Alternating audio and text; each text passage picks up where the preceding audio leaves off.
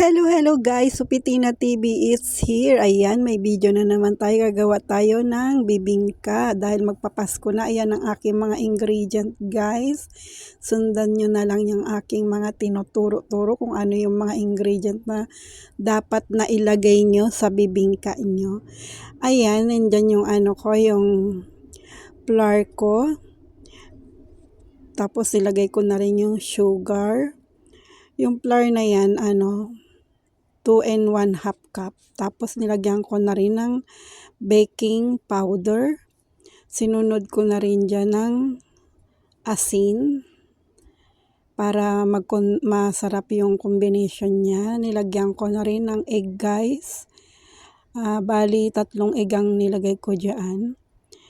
Tapos pagkukombine nyo lang lahat yung mga ingredient na yan, naglagay na rin ako ng coconut milk. Ganyan ang ginamit ko kasi nasa abroad ako. Pwede naman kung gusto nyo maggata, pwede rin.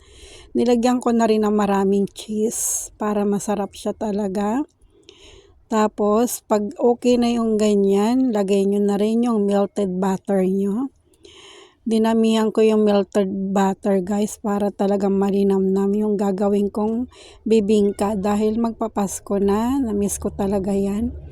At yan, nilagyan ko na rin siya ng water ng paunti-unti. Pag nakuha nyo ng ganyan texture niya, pwede nyo nang itigil yung paglagay nyo ng tubig. Ayan, nag-prepare na rin ako ng huhulmahan natin.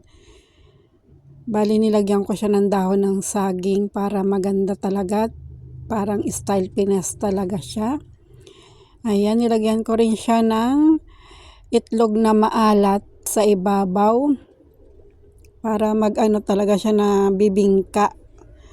Ayan, pagkatapos kong nilagay lahat ng itlog na maalat, inano ko rin yan guys. Lalagyan din natin siya ng cheese. Ayan, nilagyan ko siya ng cube cheese sa ilalim niya. Tapos ayan na siya guys. O diba, napakadali lang gawin. Iaano nyo lang siya sa oven kung wala kayong yung parang lutuan na palayok na may baga, pwede na natin iluto sa oven kasi nga nasa abroad tayo. Napakasarap niya guys, tinaray ko siya kainin. Tingnan nyo yung niya, talagang pagkaluto niya, napaka-yummy niya. At eto na siya. Try nyo rin sa inyong bahay guys kasi napakasarap niya. Tikman na natin.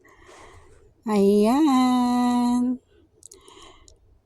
Talagang nag-alsa siya at talagang amoy bibingka siya talaga. Pwede nyo rin gawin yan pag nandito kayo sa Hong Kong. Ang sarap niya guys. Yung niya yung parang flour niya. Pagkaluto niya talaga ang lambot, tapos talaga umalsa siya. Yun lang guys, try nyo rin. Bye bye!